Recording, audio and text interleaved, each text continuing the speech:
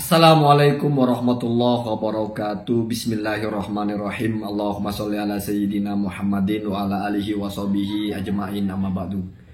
Ja'alallahu ayyakum min ahlil khairi was sa'ada fid dini wad dunya wal akhirah. Wa sahalallahu umurana wa umurakum wa umura ummati Muhammadin sallallahu alaihi wasallam fi sa'iril alam khassatan fi Palestina wa ghairiha. Amin Allahumma amin. Melalui konten ini saya mau menyampaikan permohonan maaf kepada siapapun yang pernah saya buat konten untuk mengkritik atau bahkan untuk merosting. Yang terbaru-terbaru Kiai Haji Muharrar Hudori, juga kepada Kiai Haji Imaduddin atau siapapun. Konten saya banyak sekali yang isinya mengkritik mereka. Saya mohon maaf barangkali itu bisa menjadi satu media atau satu alasan orang mungkin menyampaikan komentar-komentar tidak baik kepada mereka. Saya hanya ingin tegaskan beberapa hal di sini, dan tentu saja saya tidak akan lagi bicara merosting atau mengkritik orang-orang ini, apalagi bicara nasab. Sebelumnya saya sudah bilang tidak mau bicara nasab. Saya tidak pernah lagi bicara nasab memang. Maksudnya bicara nasab itu kita mengatakan bahwa kalau kamu mengatakan batal maka kamu salah. Ini nasabnya sahih dan sebagainya. Perkara kita masih bicara orang-orang yang membicarakan nasab tapi tidak masalah sah dan tidak sah, itu tidak termasuk kepada apa yang tidak ingin saya bicarakan sebelumnya. Tapi mulai saat ini saya hanya punya satu konten kejutan, tetapi mungkin itu tidak berkaitan dengan mereka dan isinya juga sama, merosting. Terakhir itu ya, bukan merosting lah, mengkritik, tapi itu yang terakhir. Saya kasih tahu sebelumnya ya. Jadi saya sudah akan berhenti membuat konten yang isinya itu mengkritik kesalahan orang. Baik ini masalah nasab atau masalah baca kitab atau masalah apa. Karena saya kira di YouTube itu kritik-mengkritik itu masif sekali, sehingga satu orang seperti saya itu mundur dari mengkritik. Ya kalau ada yang memandang bahwa kritik itu penting, ya tetap terpenuhi kepentingan itu atau kebutuhan itu tetap terpenuhi dengan adanya yang lain. Kang Sani, ya, Kang Uce, Gus Afandi dan sebagainya itu banyak sekali. Ya. Jadi yang pertama adalah saya tidak akan lagi mengkritik. Baik mengkritik orang yang pro Keimat atau yang kontra Keimat atau mungkin Salafi Wahabi atau mungkin NU Muhammadiyah atau apa. Kecuali saya punya satu konten ya, yang mengkritik, dan mungkin ini agak mengagetkan. Mungkin kamu belum pernah dengar saya mengkritik orang ini. Kemudian yang kedua, ada yang ingin saya tegaskan bahwa jangan pernah kamu bandingkan seorang YouTuber seperti saya dengan kiai atau dengan ulama yang baca kitab di YouTube. Ini bukan berarti membandingkan itu tidak boleh karena itu hal yang tidak baik, tetapi karena kalau sampai membandingkan, apalagi lalu memvonis lebih hebat YouTubernya, itu nggak masuk akal. Karena begini, orang baca kitab di YouTube itu mungkin kan dadakan, mungkin kitabnya belum pernah dia baca, sehingga ketika dia baca, ya wajar kalau ada salahnya. Sementara YouTuber yang mengkritik itu sudah 22 tahun, sudah diperhatikan. Jadi ada kesempatan untuk mutolaah. Yang namanya mengkritik itu memang selalu lebih unggul daripada yang dikritik. Jadi ini nggak relevan kalau ini dianggap dijadikan tolak ukur. Bahkan saya misalnya buat konten yang sudah saya pelajari tetap masih aja ada salahnya. Karena begini, saya kira naif sekali kalau kita menilai seseorang hanya karena dari dia pernah salah atau dia salah. Enggak juga, enggak gitu ya. Ada ucapan yang masyhur sekali itu dalam kitabnya Irsyadul Fuhul, kalau tidak salah Imam Syaukani, itu ada satu petikan ibarah beliau itu, ma min alimin illa walahu zallatun. Orang sealim apapun itu, karena ma min alimin, alimin ini kan nakiro ya, nakiro jatuh setelah nafi, berarti itu lil itlaq. Jadi orang alim manapun lah gampangnya itu, mesti dia punya kesalahan, mesti ada aja salahnya. Bahkan yang lebih senior, lebih dulu ya, min kibari tabi'in ya, fuqaha tabi'in ya, min fuqaha tabi'in maksudnya, yaitu Imam Sa'id Al-Musayyab kalau tidak salah, Wakil Al-Musayyab. Jadi namanya bisa Musayyib bisa Musayyab ya. Itu beliau mengatakan lebih dahsyat lagi. Ma min alimin wala syarifin wala dzil fadli. Jadi tidak ada orang itu, mau dia orang alim lah, mau dia syarif lah, orang mulia ya, bukan masalah nasab ya. Mau dia itu orang yang punya keutamaan, illa wa fihi aibun, pasti masih ada kurangnya. Pasti masih ada yang salah. Pasti itu. Maka di situ diberi keterangan, diberi penegasan oleh Imam Sa'id ini, faman kana naksuhu aktsaro min faman kana sawabuhu, atau faman kana sawabuhu aktsaro min naksihi, atau fadluhu, faman kana fadluhu aktsaro min naksihi, barang siapa yang keutamaannya dia lebih unggul daripada kekurangannya. Artinya dia ngarang kitab banyak, sudah alim, sudah mutabahir fil ilmi, tapi ada 1, 2, 3 kesalahan. Maka zahaban naksuhu ila fadlihi. Maka saya maknai zahaba itu hilang ya. Maka hilanglah, bukan ilah ya, li fadlihi. Zahaban naksuhu li fadlihi. Maka kekurangan dia itu teranulir, hilang ya, lenyap, li taklillah, karena keagungannya. Artinya nggak layak orang itu lalu dianggap, oh ini bodoh, ini lemah, ini nggak ngerti apa, nggak gitu ya. Tetap saja ya. Bahkan begini, misalnya kita tahu Ashabul Wujuh masyhur sekali ya, Ibnu Zubair kalau tidak salah ya namanya ya. Ketika salah paham dengan ucapan Imam Syafi'i, dan narasi disalahkan ini disebut oleh berbagai ulama, Imam Al-Mawardi yang pertama-tama, misalnya An-Nawawi juga, gholat salah ya, gholito hadzal qail, salah orang ini, atau gholito hadzal qaul, keliru ucapan ini. Apa salahnya ketika menyimpulkan bahwa orang sholat itu harus talafud bin niat ya. Jadi kan niatnya harus diucapkan ketika dia juga takbir, kan bingung ya. Salah paham dengan ucapan Imam Syafi'i ketika mengatakan walaisa kasolati, atau walaisa kasolati, dan haji itu tidak sama dengan sholat. Fa innaha labudda bin nutqi, maka sesungguhnya sholat itu harus ada ucapan. Maksudnya Imam Syafi'i itu yang diucapkan itu adalah takbiratul ihram, bukan niatnya. Kalau niat di hati. Kesalahan itu didokumentasikan oleh ulama, tapi tidak ada yang melecehkan. Ya mungkin karena kesalahannya sedikit ya, bukan banyak. Kemudian saya pernah buat konten juga, Ibnu Duraid punya murid bernama Asy-Syirafi. Asy-Syirafi sendiri yang mengatakan kana dhaifan fin nahwi wa sharfi khosotan, dan dijelaskan kesalahannya ketika al-muzahu dari kata uzihah ya. Jadi dari asal kata zayahah ya. Padahal yang benar itu mazahah. Maka ditegur oleh Asy-Syirafi, kalau muzahun yang bermakna ubidah ya, itu al-mimu fihi ziyadatun. Jadi muzahun mimnya itu ziyadah, karena aslinya itu zayahah. Ya. Zayahah, azyaha, azaha ikut wazan isim maf'ulnya muf'alun, muzyahun, muzahun ya. Sementara al-muzah yang bercanda itu mimnya sunhil kalimah, asli kalimatnya, karena dasar katanya mazahah. Itu direkam Pak oleh ulama, dan nggak ada lalu mencela, wah Ibnu Duraid bodoh, muridnya aja sehebat Asy-Syirafi. Asy-Syirafi punya murid lagi Abu Hayyan, Ibnu Hayyan apa Abu Hayyan ya. Jadi biasa, orang salah itu biasa. Dan pengikutnya juga ya, ini ulama tapi ya, kalau gurunya disalahkan orang ya, kita menyikapi kesalahan itu. Kalau memang sudah salah itu tidak dianggap itu menjadi alasan untuk merendahkan, tapi tidak diikuti. Tidak boleh, makanya disebut zallah itu karena sesuatu yang tidak boleh diikuti.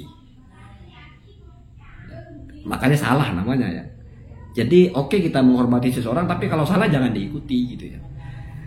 Lagi pula selalu saya ulang-ulang, sebetulnya kita ini kadang-kadang tidak rasional. Artinya tidak rasional itu kita menganggap, mungkin bukan kita ya, banyak orang yang menganggap bahwa kalau dianggap alim itu lalu dia alim. Itu lucu Pak.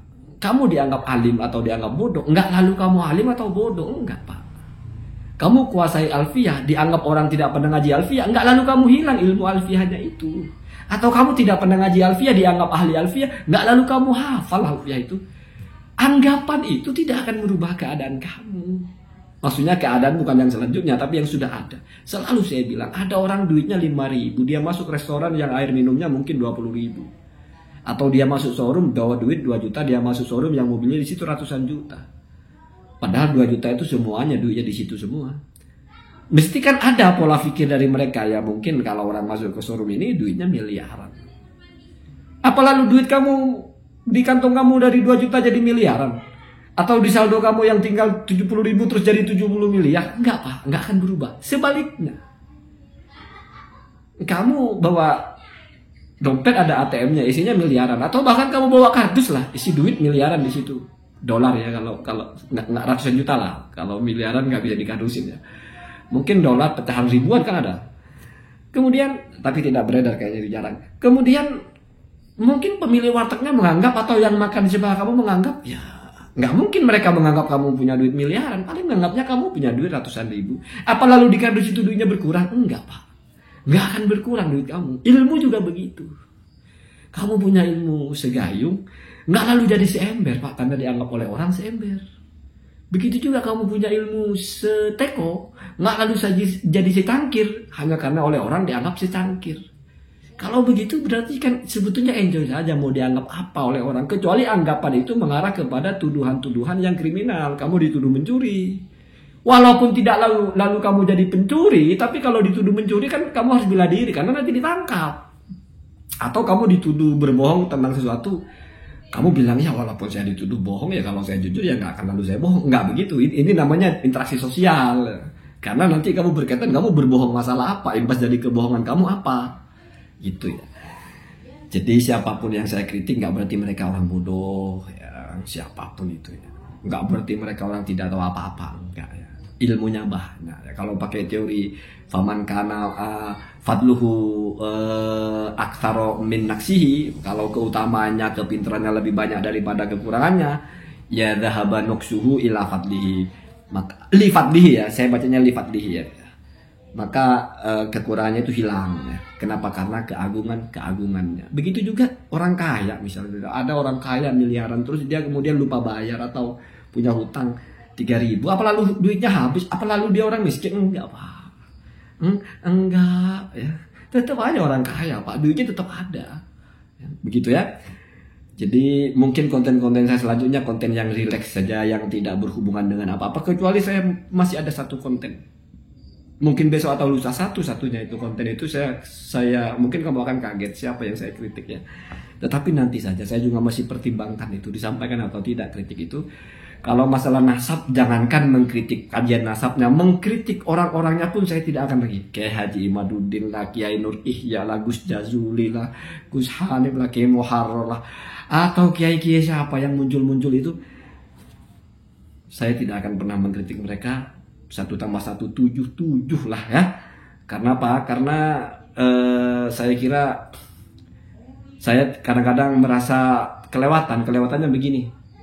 Kita tahu dalam konsep ghibah itu adalah zikruka akhaka bima yakrahu. Kamu menyebutkan sesuatu atau menceritakan saudara kamu yang dia tidak suka. Kamu menyebutkan, memprofiling seseorang, di mana profiling itu pasti dia tidak suka. Bicara kelemahannya, bicara kesalahannya, itu pasti orang itu tidak suka. Itu sudah statusnya ghibah. Tetapi memang ada apa bahasanya itu, ghibah yang dibolehkan bahkan harus. Contohnya misalnya kamu jadi saksi pembunuhan, saksi pencurian, terus nggak mau ghibah, rusak pengadilan Pak. Ya harus kamu bocorkan. Atau mungkin untuk minta bantuan, minta nasihat, seperti orang berobat ke dokter. Atau ada yang mungkin ini yang sering dipakai oleh kawan-kawan ya, lidaf'in nasa min syarrihi ya. Atau ada orang yang tasaddaroh qabla awanihi atau apa, dia mengunjulkan diri bicara sesuatu yang dia nggak paham, maka ini harus dimasyhurkan, ini harus dicela di depan publik lah bahasanya ya, dijelaskan ke depan publik dan sebagainya. Tetapi kalau bagi saya itu semua adalah bab yang yubahu bid-darurati. Jadi sebetulnya tidak boleh ghibah itu, tetapi menjadi boleh karena darurat. Daruratnya apa? Kalau ada orang yang berbicara hal yang keliru, kalau kita tidak sampaikan kekeliruannya, maka akan terjebaklah manusia kepada melakukan keburukan karena ikut ucapannya. Bahkan contohnya itu, misalnya ada, ini sensitif sekali, misalnya ada laki-laki mau ngelamar perempuan, kita tahu perempuan itu jahat, kita tahu laki-lakinya baik, dan laki-laki ini nggak tahu kalau perempuan itu jahat, kita boleh buka kartunya. tujuannya menyelamatkan orang itu. Atau dalam kasus bisnis ya, kalau yang saya lihat di situ, misalnya ada orang yang mau mudharabah, mau semacam kerjasama dengan seseorang, kita tahu lawannya ini penipu, sementara ini pendatang nggak ngerti apa-apa, mungkin ada di satu tempat dia mau bisnis terus dia datangnya, kita kasih tahu dia, kita bongkar, maksudnya bongkar itu kita kasih tahu orang itu penipu, ini kasusnya ini itu. Kenapa? Karena seandainya orang ini tahu kan dia nggak melakukan. Menghindari ini, orang ini untuk tidak terjebak kepada penipuannya. Itu penting begitu. Tetapi ada batasannya, Pak. Kita pakai kaidah juga harus utuh. Wa ma ubiha bid-darurati yuqaddaru biqadril hajah. Kan begitu. Kalau statusnya boleh karena darurat, maka berarti kebolehannya pun terbatas sebatas keperluannya saja. Artinya kamu jangan nambah-nambah. Dia mau berbisnis dengan orang yang dia tidak kenal kalau dia pencuri atau kalau dia penipu, ya kita jelaskan orang itu penipu ini. Nggak lalu kamu tambah-tambah, anaknya juga begini, bapaknya juga begini, kakeknya juga adalah tukang mabok, ya, bininya adalah transgender atau apa. Nggak ada urusannya. Cukup bagaimana orang ini terhindar dari berusaha itu. Bahkan ada itu ya, kalau detail itu, bahkan selama narasi kamu itu sudah menghentikan dia. Kalau kamu bilang orang itu tidak jujur, terus orang ini nggak bertanya apa bukti ketidakjujurannya, kamu nggak boleh membuka kasus itu. Kalau orang itu bertanya, baru kamu bongkar kasusnya. Itu ada di kitabnya itu ya. Saya dulu pernah bahas itu. Kembali lagi ke tadi, kalau ubiha bid-darurati yuqaddaru biqadril hajah. Kasusnya seperti orang kelaparan, kalau nggak makan mati, nggak ada lagi yang bisa dimakan, hanya daging babi. Maka sebanyak apa kamu boleh makan daging babi itu, sebanyak kamu sudah terhindar dari kematian. Kalau satu suapan kamu sudah selamat dari kematian, maka suapan berikutnya sudah tidak boleh. Bukan lalu kamu sudah ada babi, nggak ada yang mau dimakan lagi, terus kamu bakar babi itu, terus kamu masih ke Indomaret lagi beli rokok, beli korek, beli kecap, beli beli panggangan, beli arang, terus kamu beli pulsa, nelpon temen kamu, panggil kita pesta babi. Itu bukan darurat, Pak. Ya. Lagi lucu ya, darurat kok bisa ke Indomaret segala. Jadi intinya, kalaupun mau tawassut, kalaupun mau disiplin, mau insaf, kita pakai teori itu pun sebetulnya ya secukupnya. Kalau terus diulang-ulang sepertinya ini ya, tetapi kalau dia berpikir mungkin kalau misalnya sekali kita ucapkan sudah terhindar dari keburukannya, oke kita sekali, tapi ternyata enggak, orang ini terus-terusan, sehingga kita harus kritik terus-terusan, tapikan pada akhirnya kan, saya juga harus pakai tapikan ya. Maka wallahu yahkumu bainana, pada akhirnya akan seperti itu. Seperti ini diperdebatkan sampai kapanpun nggak akan selesai. Maka ya sudah, toh pada akhirnya itu kita yang melakukan, kita yang buat, kita yang dapat ya. In khairan fa khairun, kalau baik-baik, kalau ingkar sarron, ya kalau buruk kita dapat keburukannya sendiri, tidak akan tertukar keburukan itu sebagaimana kebaikan itu. Jadi saya sebagai YouTuber itu prinsipnya, satu huruf dari yang saya ucapkan itu saya bertanggung jawab, dan itu bukan pilihan, itu keharusan. Kalau tanggung jawab adalah pilihan, enak, itu tanggung jawab keharusan. Mau kamu berlepas diri tetap. Kalau satu huruf kamu berbahaya untuk orang lain, itu nanti ada tatanannya, ada perhitungannya. Ada perhitungannya. Menyakitilah, mengganggu atau meruntuhkan orang, merusak pasar atau apa, itu nanti ada hitungannya. Maka ya saya sarankan kepada siapapun, baik yang komentar, yang buat YouTube itu, bahwa hidup ini gak ada catatannya gitu. Hidup ini semua ada catatannya. Kalau kamu sudah menyadari itu ya bebas lah, mau kamu komen maki-maki. Walaupun secara analisa, kalau YouTuber maki-maki dia buat konten, tapi kalau komentator saya nggak habis pikir. Walaupun ya mungkin dia punya penjelasan, siapa tahu saya nggak punya konten YouTube, saya bisa maki-maki lewat komentar untuk menyadarkan orang. Tapi kan ya, Allahumma hdina hadasabil. Assalamualaikum warahmatullahi wabarakatuh.